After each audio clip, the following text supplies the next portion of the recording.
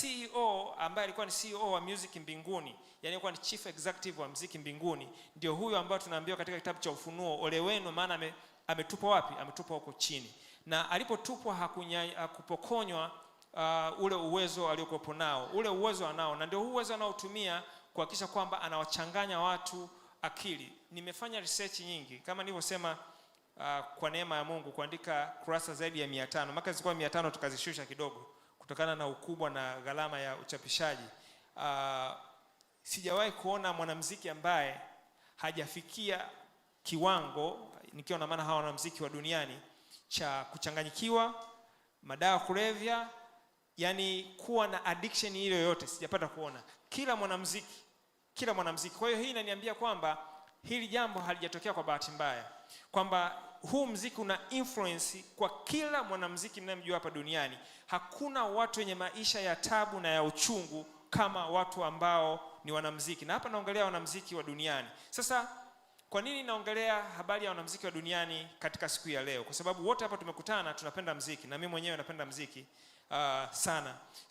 Tunaongea hivi ni kwa sababu wengi wetu huwa hatuelewi nguvu ya muziki, na watu wengi hata tumesikiliza muziki ya watu ambao wamekwisha poteza katika maisha, nikiwa na maana kwamba they are the losers. Kwa sababu gani? Kwa sababu hawajaenda katika source ambayo ni nani? Ni Mungu wa mbinguni. Na hata sisi tunaposikiliza ile muziki, kwa sababu ile muziki inakuwa nyuma ya roho ambazo ni roho huyu wa shetani, na sisi tunajikuta kwamba tumefanyaje? Tumevutwa na hiyo muziki. Na tunapovutwa tunakutana na vile vitu vyote ambavyo ni product ya hiyo muziki, kama nilivyosema.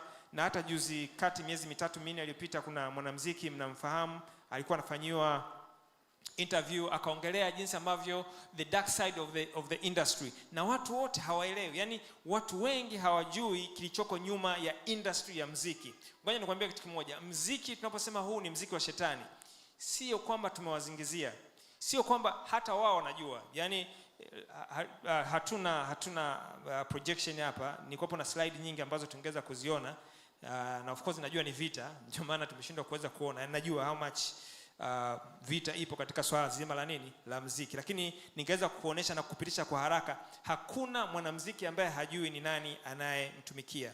Lakini sisi ambao tuko huku nje hatuelewi. Wadogo zetu, watoto wetu, wajomba zetu na kadhalika hawaelewi wanaposikiliza ile muziki imetengenezwa maksudi kwa ajili ya kuweza kuwabadilisha jinsi wanavyosikia.